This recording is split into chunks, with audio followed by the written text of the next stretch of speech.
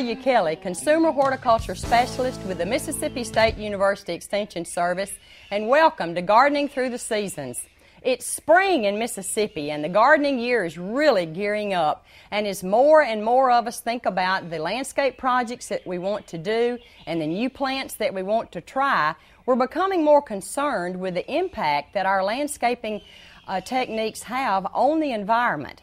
And in a recent gardening poll, it was found that 80% of homeowners were concerned about protecting the environment and in particular our natural resources, but only 20% were really doing things in the landscape to protect and conserve our environment and natural resources. So in today's segment, we're going to be sharing tips on how you can become a more green gardener. These are very simple, basically common sense. They've been around a long time and are based in large part on just farming traditions of the past. And the added benefit is that they're going to save you time and probably some money. And the first tip we're going to cover is how to conserve water in the landscape. Most of us pay a monthly water bill, which can get drastically higher if we irrigate our lawns and other plantings regularly.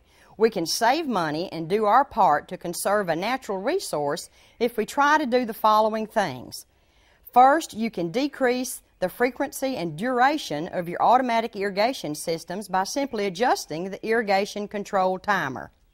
You can decrease the use of overhead sprinklers and use more soaker hoses or drip irrigation systems that get the water directly to the soil where it's needed most. You can capture rainwater for reuse or channel it into needed areas, for example, like using rain barrels or installing a rain garden. Or you can use drought-tolerant plants that require less water once established. The next tip is landscaping to conserve energy. Situating trees and shrubs around the home landscape can have a significant impact on your heating and cooling cost. For example, large deciduous trees like this, located on the south side of the house, will shade the house during the summer months, but yet in the winter when the leaves are gone, it will let in the warm winter sun. We should also try to recycle as much of our garden waste as possible because the less we send to the landfill, the better.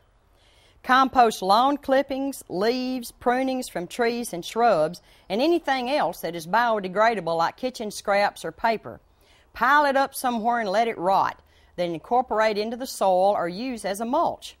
You should also use the mulching blade on the lawnmower instead of raking leaves or grass clippings, or you can use a lawn vacuum to collect garden debris to recycle as mulch or compost.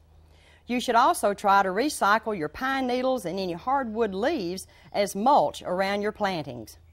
We should also try to reduce the use of chemicals. And now there are so many new products on the market that are safer for the environment, like this fertilizer. There's also insecticides like this product and products for the soil like this vermicompost. So if we do need to use a chemical, it's better to use something that is considered safer for the environment. First, let's look at fertilizer use. If plants are growing well, there's no need to add more fertilizer to the soil. If fertilizer is needed, it's better to base the rate and application on a soil test. Always follow the directions with the soil test or follow the directions on the fertilizer label and use no more than recommended. For insect and disease control, first maybe you should learn to live with some pest damage and not be too quick to reach for the pesticides.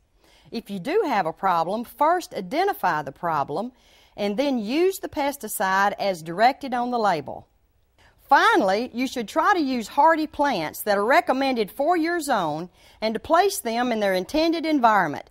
Shade plants in the shade and sun plants in the sun, because using hardy plants, these plants are going to be more resistant to diseases and insects.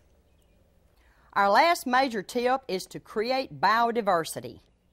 Natural habitats are naturally biodiverse, meaning there's a multitude of different plants and plant environments from wet to dry to wooded to meadow.